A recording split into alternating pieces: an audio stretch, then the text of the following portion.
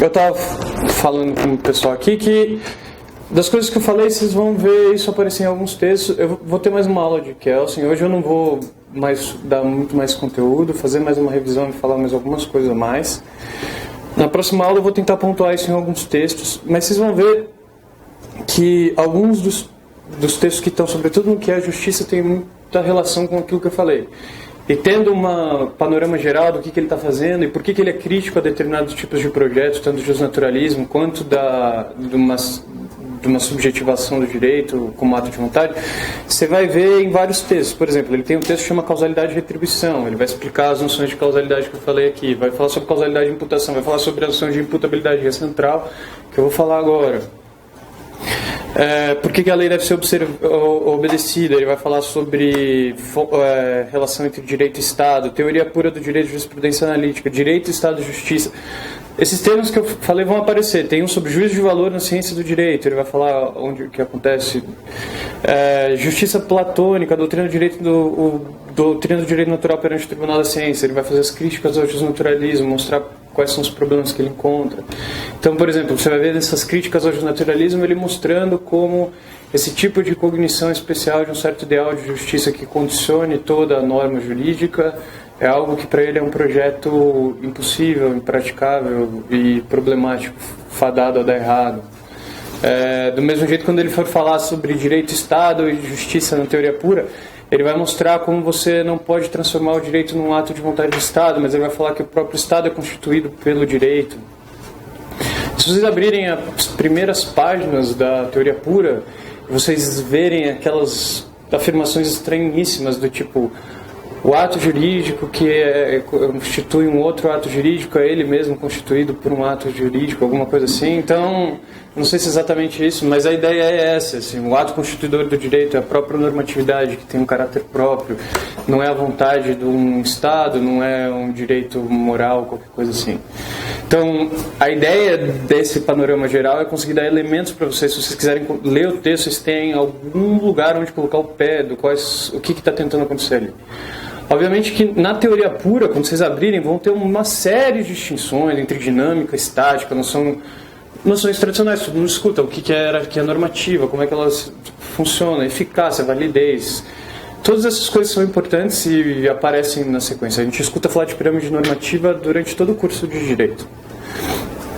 Até hoje é válida a ideia de Constituição, a norma soberana que tem reflexos para as leis ordinárias. Isso vai em última instância chegar até a sentença do juiz, que o critério de validade é ela ser emanada por alguém e ela não contradizer uma norma de hierarquia superior. Essas coisas aparecem dentro da teoria pura do direito.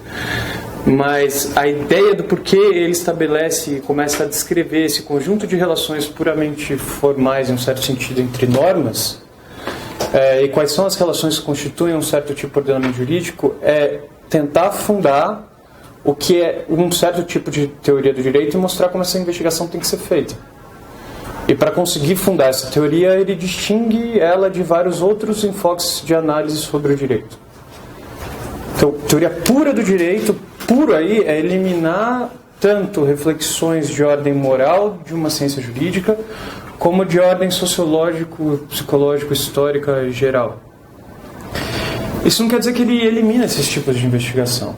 Ainda que exista a discordância sobre qual é a vontade da lei. O Kelsen não diz que você não pode investigar o direito, não a própria normatividade, o ordenamento, as normas, qualquer coisa assim, mas um fenômeno geral sobre direito, tipo os tipos de leis ou como as pessoas se conduzem, de uma perspectiva sociológica, ou que qualquer discussão de caráter moral tem que estar completamente alheia. Mas isso não é a teoria do direito.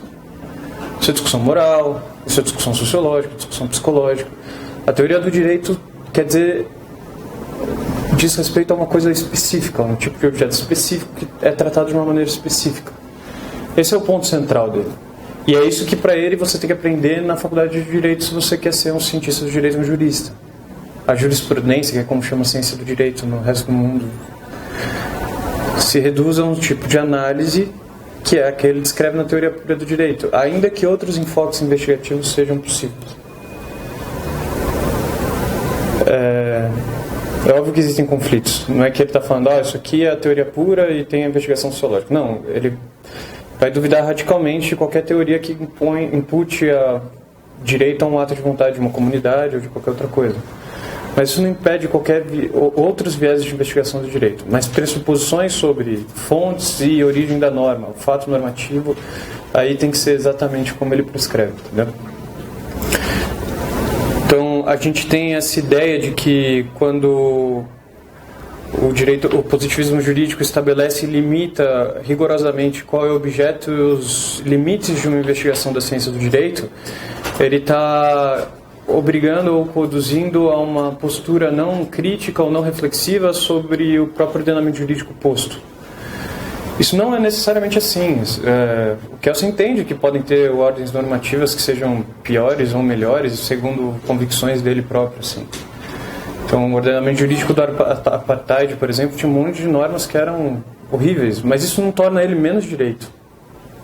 Esse é o ponto. Continua sendo direito. Continua sendo objeto da ciência jurídica.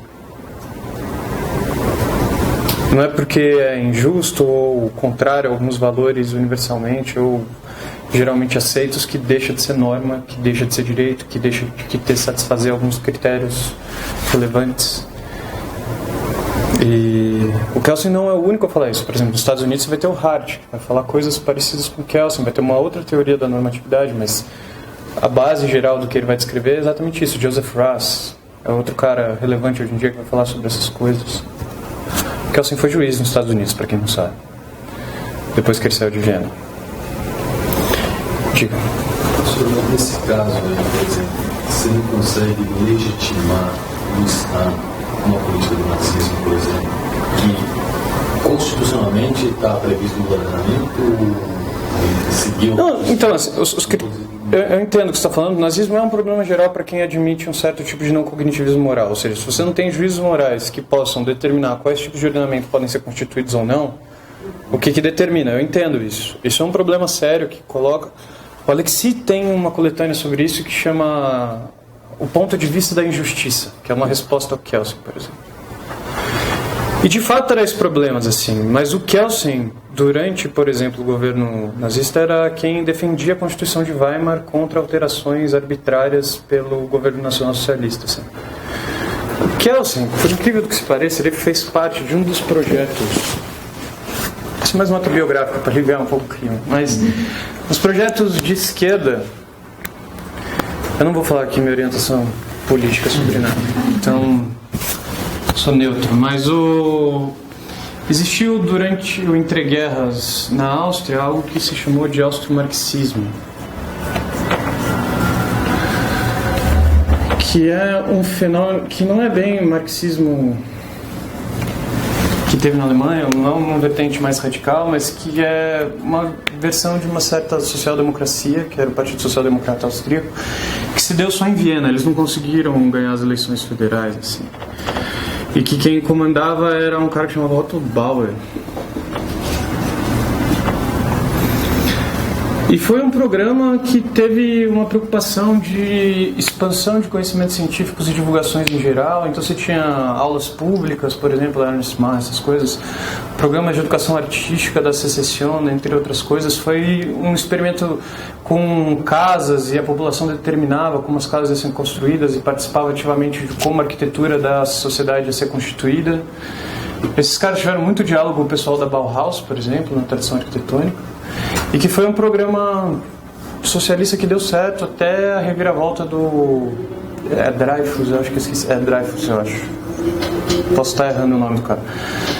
A retomada do Partido Conservador Cristão, que na Áustria era problemático, na Alemanha o Partido Democrata Cristão tem outra tradição. E a consequente e depois a invasão do Hitler, assim, mas existem 1 bilhão de distinções. Austrofascismo era um pouco diferente do que era nazismo. Bom, disso eu não vou entrar nessas discussões, mas que historicamente é um capítulo meio delicado, assim. Entre coisas não intuitivas existe a tese de que a ideia dos comunistas do austrofascismo era um certo tipo de vinculação com os outros estados fascistas ao redor do Hitler para derrubar o Hitler, assim, antes da associação do fascismo ao nazismo. Mas isso tem problemas de interpretações do papel da religião dentro. Bom, isso é uma baita discussão. Mas E o Kelsen era parte do Partido Social Democrata austríaco, assim, fazia bem parte desse movimento geral de austromarxismo. Essas intuições gerais sobre não cognitivismo moral, ou seja, de que não existe, é produto de um certo programa iluminista tardio, ou seja, assim, de educação geral e de favorecer um certo de postura que esteja sempre revisando próprios pressupostos, ou seja, uma atitude meio crítica com relação ao conhecimento, que era... Isso ficava bem manifesto no Otto Bauer, no Otto Neurath, entre outros caras, que era a ideia de que quando você tem um programa de democratização do conhecimento e educação popular, o ideal não é você estabelecer o que é um ideal de justiça e de alguma forma esclarecer a classe trabalhadora, mas expor múltiplas possibilidades de organizações sistemáticas de várias ciências, ou seja, da economia, entre essas coisas, e deixar para livre escolha da próprio proletariado. Assim. Então é a ideia de uma educação muito paternalista, mas uma educação que dê consciência da multiplicidade de valores e quais as consequências dos sistemas que você pode escolher. Bom, isso foi um pouco de viagem, mas é da hora, né?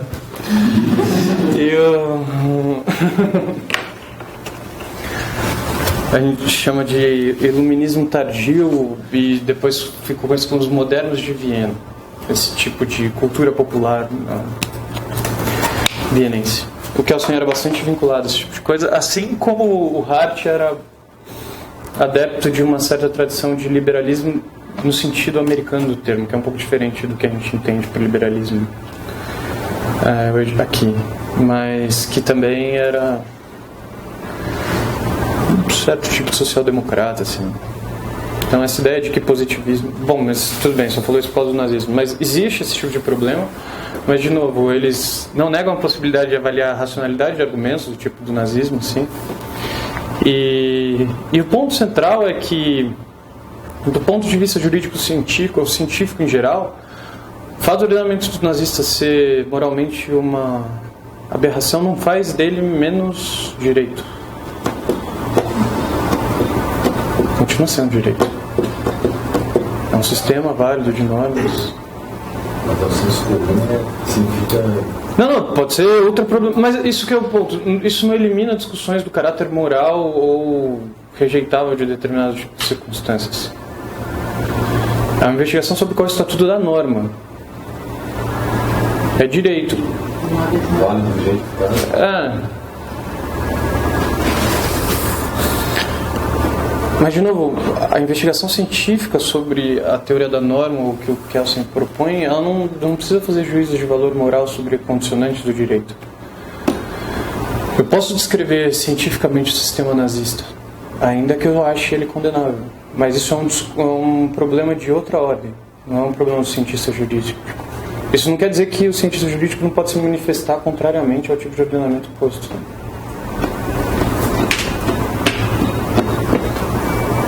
Entendeu? Não precisa fazer juízo de valor sobre a condicionante? Não, isso é injusto, assim. Uma vez posto o ordenamento, não fica menos direito porque é bizarro, entendeu? É isso. É direito. É até bom que saiba o que é. Uma coisa assim. Mas tudo bem. Existe, obviamente, uma discussão relevante sobre o caráter vinculativo da norma e o que ocorre com ela em sistemas injustos. Isso é uma discussão eterna no direito.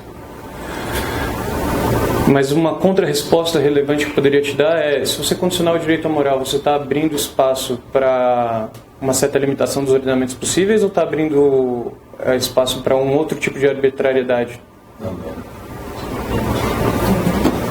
Então, tem várias respostas. Essa é uma delas. Bom, então, voltando, vou resumir de novo. Não esse blá blá blá que eu falei agora, mas Então, o projeto do Kelsen, que a gente geralmente aprende como sendo... A gente geralmente atribui ao Kelsen o título de positivismo jurídico. Positivismo jurídico, se a gente simplesmente atribui o Kelsen, não é satisfatório isso, porque existem variações desse projeto. Mais do que isso, o positivismo jurídico do Kelsen se contrapõe a uma outra variação de positivismo jurídico. Isso é importante porque durante a graduação, quando a gente aprende sobre a tradição positivista, a gente contrapõe ela à tradição do direito natural e vê uma interpretação distinta entre os dois, mas a gente não faz distinções entre as próprias doutrinas do direito, entre as próprias doutrinas positivistas, que são relevantes. Para o Kelsen, a crítica a um certo tipo de positivismo é tão importante quanto o programa fundacional dele por uma teoria do direito, quanto a crítica da teoria do direito natural. O direito natural a doutrina do direito natural é aquela que vê uma conexão necessária entre direito e moral e que, de alguma forma, a normatividade se auto-justifica pela sua vinculação com preceitos morais. E, de outro lado, a teoria positivista, ao qual o Kelsen vai rejeitar, é a ideia de que o direito se reduz a um conjunto de fatos, fenômenos empíricos, ou fatos naturais. Nesse sentido, o direito poderia ser visto como um ato de vontade de homens e que ele pode ser descrito segundo explicações causais, tais quais como elas se dão com fenômenos empíricos em geral. Então, caberia a investigação do que é a ciência do direito ser investigada pela psicologia, sociologia e afins. Tá? Então, o Kelsen não quer nem essa variante do positivismo que reduz o dever ser ou a normatividade ao fato, e nem a redução do direito à moral. Ele acha que isso é uma falta de dicotomia. O direito não precisa nem ser moral, nem fato, e que existe uma terceira via, que é a constituição de um objeto próprio do direito, que justifica a autonomia da ciência do direito e que é ele que é objeto de investigação de uma teoria do direito. Bom, foi isso que eu expliquei até agora. Dúvidas? Beleza. O que faz da normatividade algo tão específico e tão importante? Para isso eu vou voltar numa certa distinção que o Kelsen não trata exatamente igual. Na ciência, no século XIX alemão, existe uma grande discussão sobre a diversidade metodológica entre ciências. É no século XIX alemão que você faz uma distinção relevante entre aquilo que se chama Naturwissenschaften, ciências naturais, e Geistwissenschaften, ciências do espírito, que era algo mais abrangente, mas que em linhas gerais a gente pode associar com o que a gente chama de ciências sociais, mas inclui a geografia, entre outras coisas. Tá? E um filósofo chamado Dilthey é o primeiro a colocar esse tipo de distinção e falar que essas duas ciências têm perspectivas metodológicas absolutamente distintas. Enquanto nas ciências naturais a preocupação é você estabelecer, a partir de algumas observações, um conjunto de leis ultragerais que sejam capazes de prever alguns outros tipos de fenômenos. Então, isso nas ciências naturais. Imagina que eu sou o Newton e estou descrevendo a lei da gravidade. O ponto é, eu observo alguns tipos de fenômenos, eu vejo alguns tipos de relação e descrevo uma lei geral que se aplica a todos os fenômenos. Então, quando eu digo lá que os corpos se atraem na razão inversa do quadrado das distâncias, não é exatamente essa formulação, é mais complexa. O que eu estou fazendo é descrevendo um modo como todos os corpos se comportam. Isso garante a capacidade de previsão, entre outras coisas. Mas o objetivo é uma explicação causal de vários outros fenômenos. É ter capacidade de previsão e explicar como esses fenômenos se comportam. Por outro lado, e isso é continuado depois por alguns caras que foram muito influentes no Kelsen, que é a escola de neokantismo de Baden, não a de Marburgo. É necessário fazer uma distinção das Geistwissenschaften, das ciências do espírito, que tem como objetivo um outro tipo de processo metodológico. Aí o objetivo não é abstrair um conjunto de observações para uma descrição mais geral possível. O trabalho próprio de um pesquisador das ciências sociais, sobretudo de um historiador, entre outras coisas, a discussão sobre o historiador no Windelband, que é um dos caras que fala sobre isso, é muito relevante, é o que eles chamam de Verstehen, ao contrário do Erklären. Erklären, que é o trabalho das ciências naturais, é a explicação de fenômenos naturais. Cabe ao procedimento metodológico das ciências sociais a compreensão de um determinado fenômeno. E o que quer dizer essa compreensão? É destacar todos os aspectos individuais que tornam um determinado fato relevante. Ou seja, é você conseguir identificar a individualidade de um determinado tipo de fenômeno histórico. Quando eu faço a descrição de um fenômeno histórico, a importância não é eu conseguir, a partir desse fenômeno, conseguir prever outros fenômenos históricos. É eu conseguir descrever ele o mais completo possível.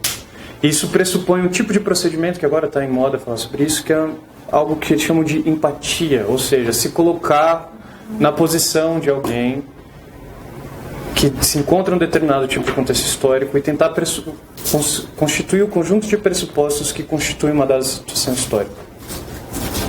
Isso justificaria uma distinção entre dois tipos de ciência, porque elas têm pressupostos metodológicos absolutamente distintos. O Kelsen vai tentar fazer algo como isso com o direito, e mostrar que o direito pressupõe uma forma metodológica diferente das ciências naturais. Ele não adere à ideia completa de Geistwissenschaft. Ele acha que a sociologia pode ser empírica e pode ser descrita segundo os fenômenos naturais, entre outras coisas. Mas ele acha que essa noção de uma certa... do que o Rickert falava, de certas formas metodológicas, ou seja, dada uma realidade constituída, existe viés ou perspectivas de investigação diferentes. E o direito é exatamente um viés diferente das ciências naturais. O direito não é investigado casualmente. Por que não? Porque o direito estabelece relação entre fatos materiais através da relação de imputação. É a noção de imputação. O Kelsen faz uma distinção entre imputação central e imputação periférica. Bom, mas isso não interessa tanto. Que distingue o próprio caráter da normatividade e que exige que o direito seja tratado como uma parte autônoma. Qual que é a fórmula geral da imputação? Dado um determinado ato que prescreve uma certa condição jurídica, então se esse ato ocorre, então um outro ato imputa a responsabilidade a um determinado sujeito. Isso é relevante, porque o que relaciona o que a imputação relaciona não é um ato e um sujeito ao qual vai ser imputado. É um ato e um outro ato que imputa algo a um sujeito. É uma relação entre dois tipos de atos. Porque a verificação de se determinado tipo de sanção ou imputação de fato foi atribuída a uma certa pessoa ou não, é independente da ciência do direito. Se alguém foi condenado e por que ele foi condenado, certo ou não, isso é uma discussão pragmática de outra ordem. O importante da relação de imputação é que, dadas as circunstâncias de um determinado ato, existe um outro que imputa uma certa responsabilidade a alguém. Se eu não pago X, existe uma consequência que me imputa um dever ser, eu a ser responsável por pagar. Nesse sentido, o que caracteriza a própria relação de imputabilidade é a ideia de que ela fornece razões para agir de uma determinada maneira. Mas, isso que é o importante, isso também não é isso mantém uma certa esfera do dever ser, em que você fala, se há, então, um ato imputa que deve ser B,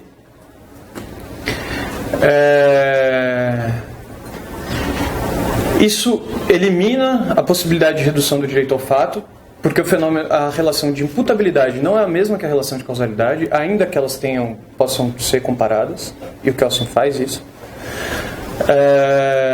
Especificamente no capítulo 13 que é a justiça. Tá.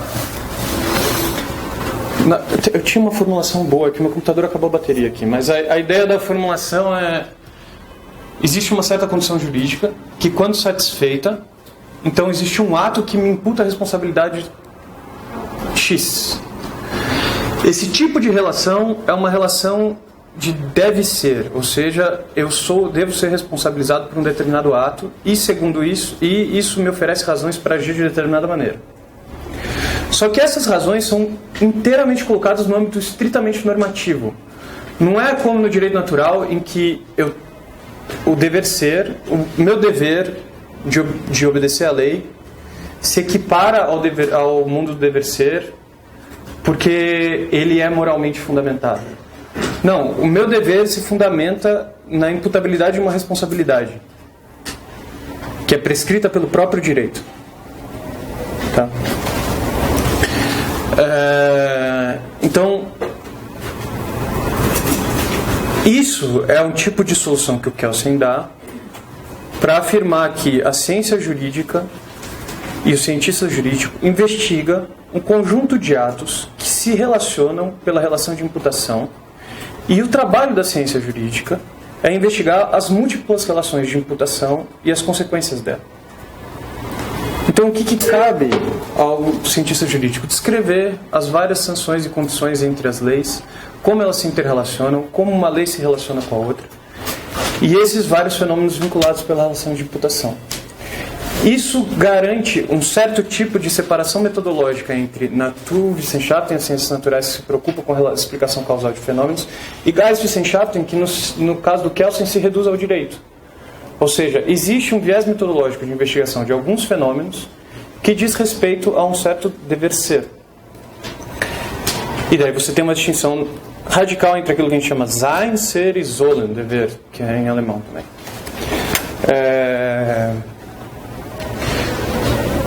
O curioso é o que ele faz é alterar os fatores constitutivos da dicotomia anterior. Ou seja, antes a pessoa achava que ou o direito se equiparava ao dever ser e o dever ser era dado pela moral, ou o direito se equiparava à faticidade, e enquanto isso excluía a moral. Então essas eram as duas alternativas.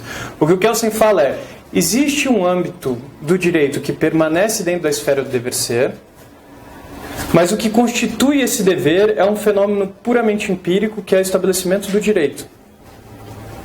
Então você nem reduz o direito à moral, nem reduz o direito ao fato. E com isso ele consegue garantir a formulação de um objeto autônomo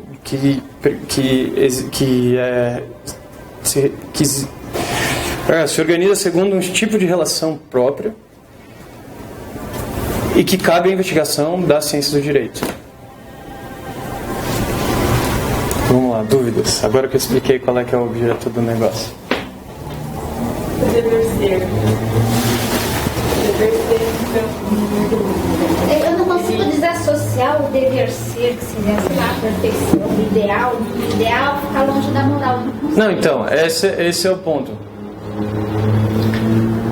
Quando isso, geralmente quando a gente fala eu devo agir de tal maneira, a gente fala, existe uma prerrogativa moral que fala como eu devo me comportar. Isso implica alguns deveres que eu devo agir conforme isso. Tá? Nesse sentido, se você acha que o direito é dever ser nessa distinção, você acha que o direito tem que ser moral.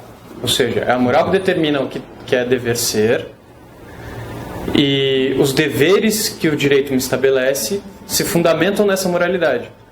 O que o Kelsen está falando é: existe uma esfera do dever ser que é estabelecida por um próprio ato normativo, e os meus deveres se devem porque o não cumprimento implica a imputação de um certo ato que me atribui uma certa responsabilidade. Isso não implica que o direito é fundamentado moralmente.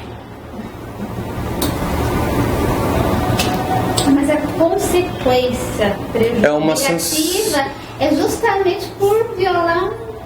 Não é um preceito moral, ela na verdade satisfez uma certa condição que me imputou a responsabilidade por um determinado ato.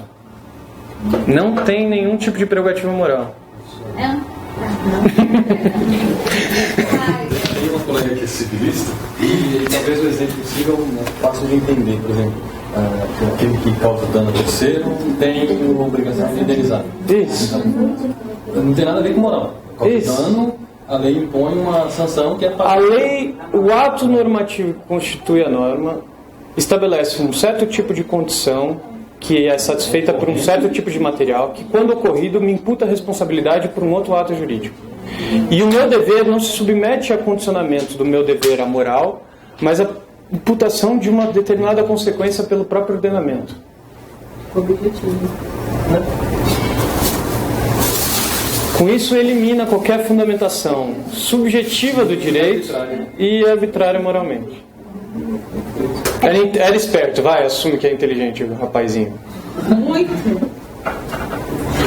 Muito espertinho ele. Ela está implícita aí, de uma certa forma, o O Kelsen não nega que o conteúdo das leis pode ser influenciado ou determinado por um conjunto de valores morais relevantes para uma dada sociedade. Tudo bem. Ele fala, isso é irrelevante para o fenômeno jurídico. O fenômeno jurídico estabelece a relação entre as normas dadas. Podem ter vários, dependendo de comunidades. Na verdade existe, só que ele despreza essas particularidades. O que elimina é uma investigação psicogenética ou sociológica, genética nesse sentido, sobre qual é a origem, o que forma e o que dá um ordenamento. E ele coloca uma investigação de caráter puramente lógico. Dado um ordenamento, você tem isso. E é isso que importa. É um problema de precedência lógica e não temporal. A mesma coisa pode argumentar, por exemplo, sobre leis, assim. Como Newton pensou, ou a psicologia da descoberta do Newton, para ele eventualmente formular a lei da gravidade, é irrelevante para a validade da lei da gravidade.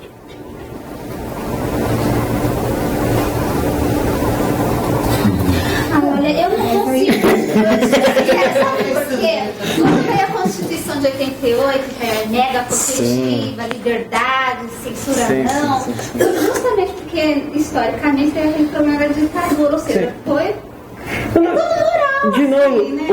o Kelsen não nega que você pode investigar conjuntos de valores que sejam relevantes para a determinação do conteúdo das normas. Mas a emanação do ato normativo e as relações descritas entre os próprios atos normativos e a ciência jurídica não se preocupa com isso. A cara dela. Tá bravo. Que eu vou ter que ler várias vezes. Então, isso é muito importante. O Kelsen estabelece, primeiro, o que é causalidade, distingue o que é causalidade de imputação e mostra que existe um certo tipo de relação que exige um certo tipo de perspectiva metodológica distinta das explicações causais, que são as explicações por imputabilidade. Na filosofia ninguém nunca aceita nada. Já vou te avisando assim. Mas, de fato, a ideia de que... O dispositivismo eclético, vai, digamos assim, é mais aceitável. Não. Eu acho que é mais... Hoje em dia existem distinções entre positivismo e inclusivista, isso é razoavelmente... Mas a ideia de que existe algo próprio que merece um certo tipo de investigação própria, que é a normatividade, e entender o que é a própria norma jurídica, é um debate moldado aos termos do Kelsen e que até hoje está vigente. A ideia de que uma descrição de uma norma jurídica não é uma descrição factual, mas é uma descrição de razões para uma determinada ação, e essas razões é que é me imputada a responsabilidade sobre uma determinada condição jurídica que eu satisfiz, é que determina boa parte da discussão sobre qual é a natureza do direito. Isso, obviamente, existem investigações de viés sociológicos de investigação do direito que tentam interrelacionar outras coisas, descrições absolutamente externas à filosofia do direito, mas que têm implicações para o direito. Vocês vão ver o Foucault, por exemplo, que é completamente diferente. E na própria época o Kelsen recebeu críticas dos próprios positivistas, por exemplo, do Ciclo de Viena, de que a ideia de um dever ser, no sentido em que ele estabelece, é uma metafísica, que ele não era suficientemente radical na crítica dele das coisas. Mas a grande sacada do Kelsen foi ver, o direito não se reduz a uma descrição naturalista, e isso não implica que ele precisa ser moral. Isso implica um certo tipo de teoria autônoma, que é a teoria do direito puro. O puro direito é a investigação das relações entre fatos materiais através da relação de imputabilidade. E como essas normas se interrelacionam e o sistema de coordenação dessas normas, e é daí que surge a hierarquia normativa, que é algo que ele aprende lá em 1923. Então, esse tipo de investigação é que determina, e o tipo de jurisprudência do direito que deve se ocupar é com esses tipos de descrição das relações entre essas normas, da descrição entre esses objetos relacionados por imputação. Aliás, a descrição desses objetos na qual a relação de imputação constitui. Se a gente quiser falar, o Kelsen tinha valores kantianos. Assim, do mesmo jeito que o Kant falava que a gente tem categorias que de alguma forma constituem a nossa experiência possível, o Kelsen acha que é uma condição de possibilidade do conhecimento jurídico a categoria de imputação. Não existe a ideia de uma norma jurídica, de razões para uma determinada ação e por que obedece uma determinada ação, se não tem uma intuição inicial. Intuição inicial não é intuição, mas uma categoria inicial de imputação. Ela é possibilidade para se pensar o direito, e o direito tem que ser pensado a partir dela. Não vejo carinhas felizes.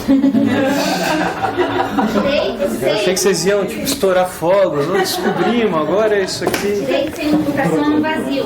Tem um ato, a consequência. Não existe. A imputação é o que constitui o fenômeno sui generis que apora para a normatividade, que é o que faz com que exista direito.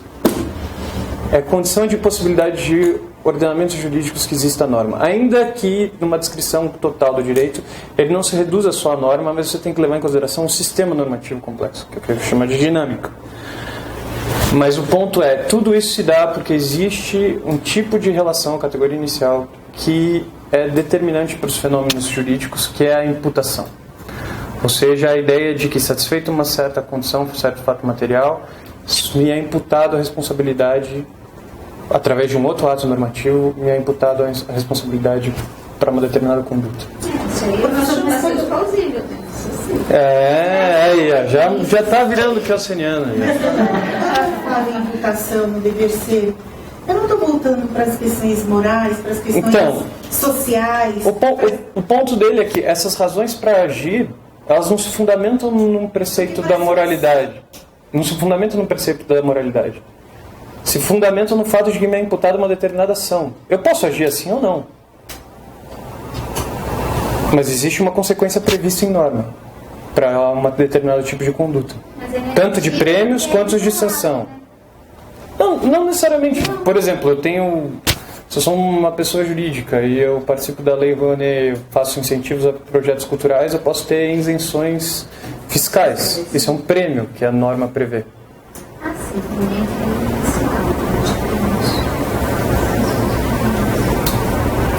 É que a gente tem essa ideia de direito como direito criminal, assim, né? Fica sempre penal e se eu matar alguém vão me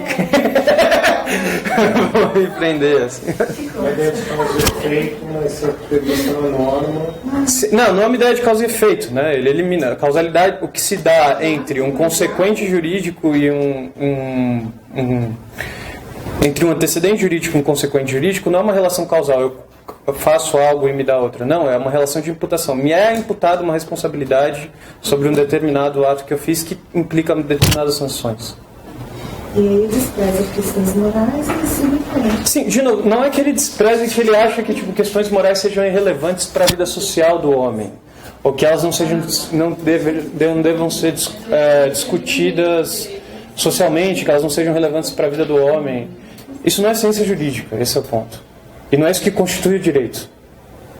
Isso que eu não consigo entender. Mas quando eu falo de imputabilidade, quando a gente fala, já está implícito a questão moral, a questão social, a questão do direito. Então, porque você tem que encarar a estrutura de uma relação estritamente formal. Você tem um consequente que imputa um determinado ato que prescreve uma sanção. Isso não tem nenhuma prerrogativa moral. O ponto é, você tem um ordenamento jurídico constituído por quem, como... Eu vou discutir isso em mais detalhe. Tem uma resposta para isso em geral, que é a tal da norma hipotética fundamental, mas eu não quero confundir muito agora. Na próxima aula eu discuto um pouco sobre isso. Mas o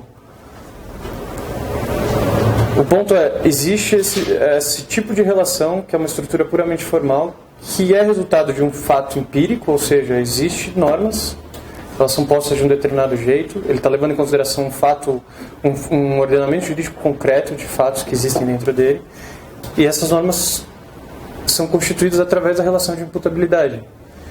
E o que me dá razões para agir de um determinado modo é aquilo que me é imputado como consequência por uma determinada ação, e não o valor moral da ação. Não é que eu respeito a norma porque a norma é dada moralmente como algo válido. Eu obedeço a norma porque me é imputado uma responsabilidade.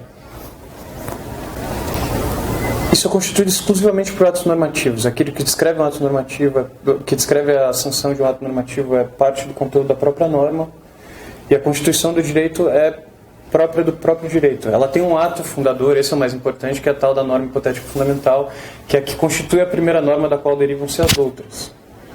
Mas isso eu não vou descrever aqui agora, porque isso é razoavelmente confuso. E é o calcanhar de Aquiles do Kelsen. Mas a ideia é essa, de que o direito é constituído por atos normativos, esses atos normativos são possíveis por causa da relação de imputação, e essa relação de imputação não é uma redução do direito à moral, e por outro lado, por ela prescrever um certo tipo de responsabilidade, por isso, dar causas para uma determinada ação, ela não é uma descrição factual, não é uma previsibilidade de determinada ação, não, a pessoa age porque ela tem razões para agir de determinada maneira. Essas razões é a responsabilidade que me é atribuída pela imputação de uma determinada norma.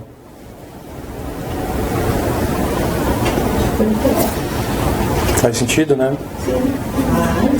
Mas eu não mato porque eu vou presa. Eu não mato porque... Mas o que o Kelsen falaria é que a sua convicção moral sobre não matar como preceito moral é relevante do ponto de vista jurídico. Se acontecer, já está prevista como... Não, assim, se ela faz ou não, mas vai que tem uma lei que você não concorde, daí você age contra, ainda assim, você vai ser imputado uma certa responsabilidade. Azar é teu. É óbvio que a condição de eficácia, ou seja, que as pessoas de alguma forma se sentam coagidos a agir de conforme a lei, obedecer à lei, é outra relevante para a validade de uma norma. A gente tem esse jargão jurídico, né? Lei que pega, lei que não pega. Uma lei sem eficácia simplesmente é uma lei que não atinge os critérios de validade dentro do ordenamento.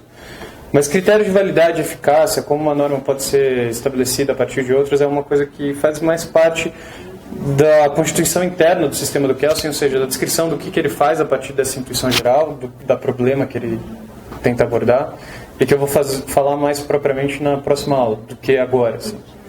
Agora é muito importante que vocês entendam um problema. O problema é não se deixar se reduzir nem uma investigação naturalista, a redução do fato à norma, que é investigada pela psicologia, sociologia, essas coisas, e nem a redução do fato à moral, da norma moral. Existe algo que constitui uma ciência autônoma e pura, que não é objeto de investigação de nenhuma ciência empírica e nem das ciências morais.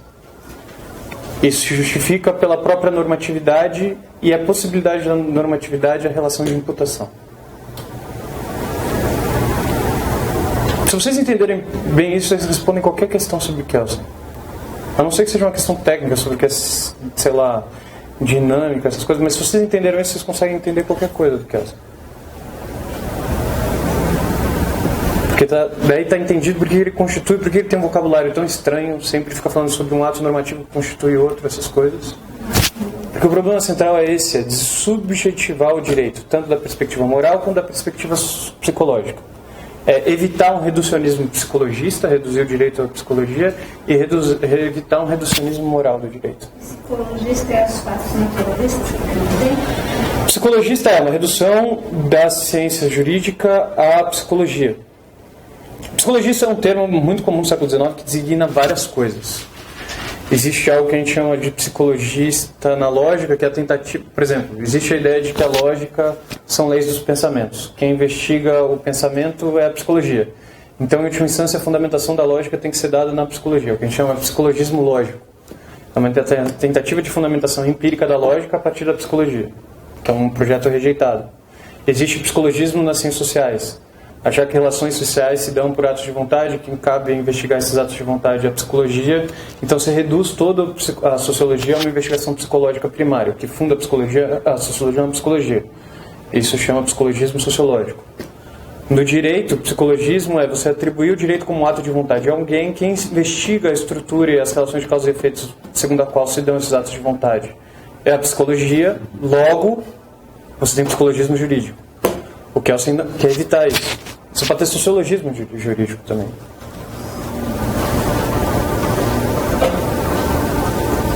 Tá melhor agora? O Kelsen é um cara que se interrelaciona com a escola de Baden do neocantismo, com a escola de Marburgo, com o Círculo de Viena. Ele conhecia muita filosofia e está dialogando com um monte de gente. Uma constituição plena do panorama inteiro em que ele se encontra pressupõe um refinamento filosófico grande. E a solução dele é nada óbvia. Mas assim, o ponto central é você conseguir entender que ele está querendo se opor a dois outros tipos de projeto que até ele eram considerados únicas possibilidades de descrever aquilo que é o direito. Ou o direito é um fato empírico como qualquer outro enquanto tal investigado pelas ciências empíricas, ou o direito nada mais é do que moral e tem que ser investigado pelas ciências morais.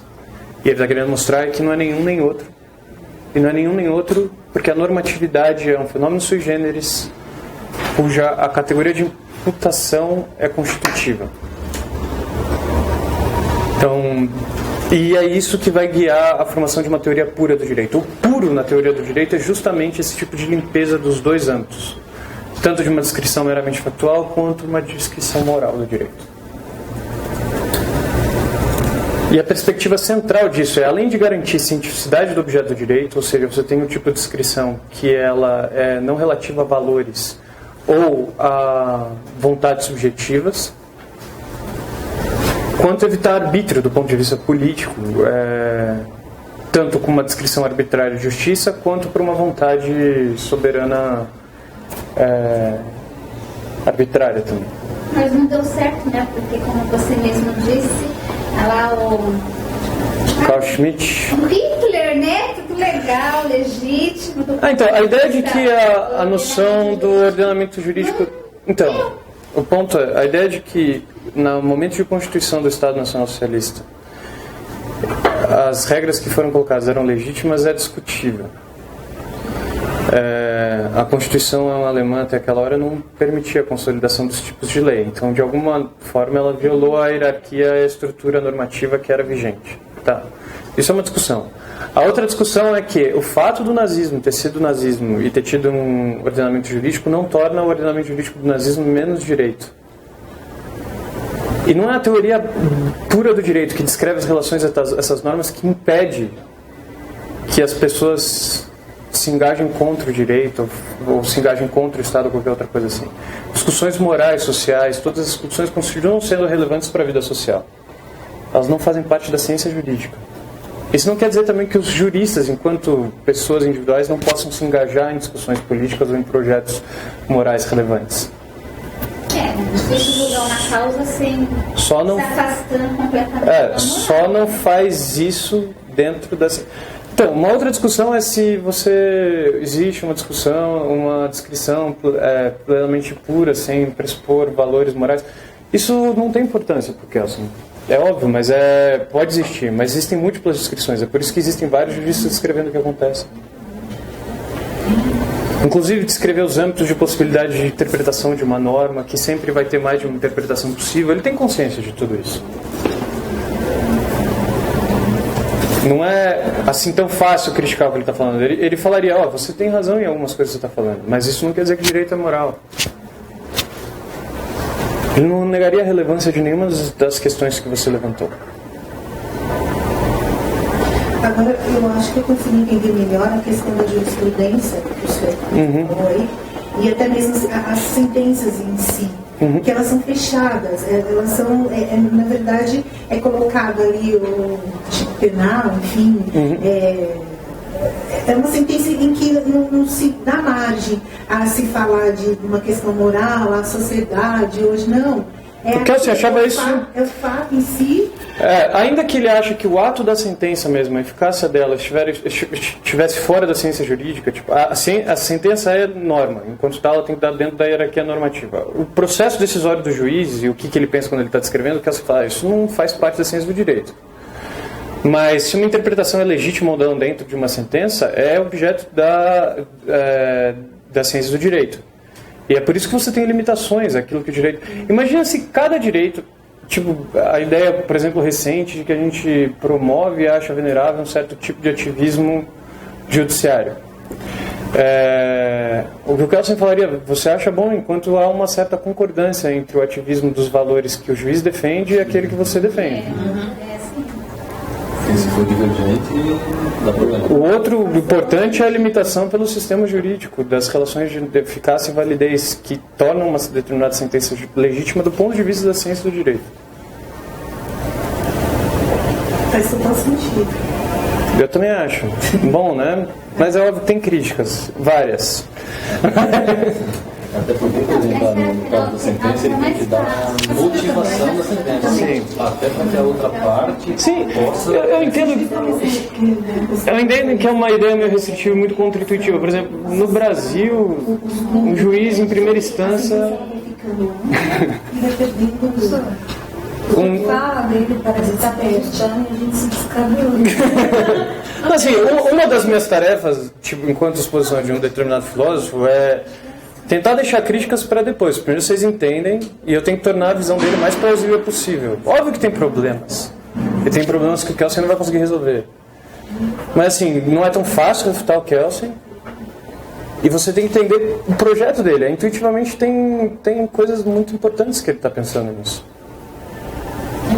Sobretudo ele viveu num período de instabilidade política, entre guerras, com várias outras dificuldades.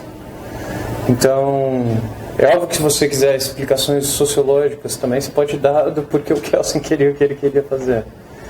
Mas uma reconstrução de contexto no qual surge a teoria pura do direito é importante. Mas é relevante eu tentar mostrar uma certa plausibilidade nisso que ele está pensando. Que é algo que na faculdade de Direito, hoje em dia, com essa ideia antipositivista, que no legalismo, isso para mim, é uma visão distorcida, um espantalho que fazem do que é o positivismo jurídico, e sobretudo não é suficiente para conseguir caracterizar aquilo que é relevante no projeto kelseniano. Simplesmente o rótulo positivista, na verdade, engloba uma multiplicidade de posturas sobre o direito. Dentre elas, um naturalista ao estilo John Austin, até alguém que tem uma fundamentação pela noção de imputabilidade e normatividade tipo Kelsen. E que é muito influente, muito importante para aquilo que constitui direito hoje em dia. Tá bom? Vai ficar, vou assistir sua aula sem coelho. Bom, gente, acho que hoje foi conteúdo suficiente, né? Vocês querem que eu continue? Deu? Tá, então, Que degustar, gente. a aula é essa, ó, meu e-mail. Puta, eu vou me arrepender disso, né? Amanhã minha caixa vai estar...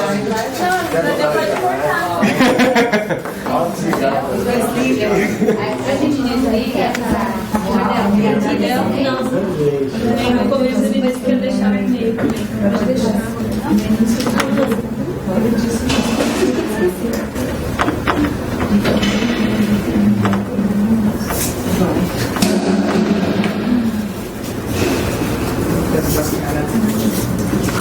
O professor, qual é o grau de dificuldade das provas de defensoria nessa matéria?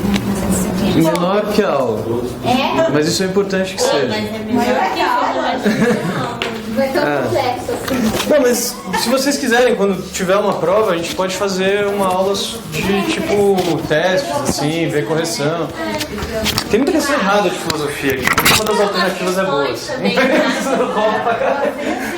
Eu acho que abre a mente, resolvendo questões.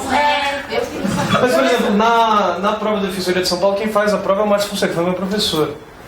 Ele é filósofo, e as provas são bem, assim, pé no chão, sem nada... Não vai exigir nada de você, a aula exige mais para compreensão do que aquilo que você Lucas, Sem essa aula a gente Isso, conseguiria ponto, bacana. responder, professor? Quê? Sem essa aula conseguiríamos responder? Só tem um jeito de saber, eu dar uma prova para vocês e ver quando se desistir. Som. Obrigado. Beleza. Nossa.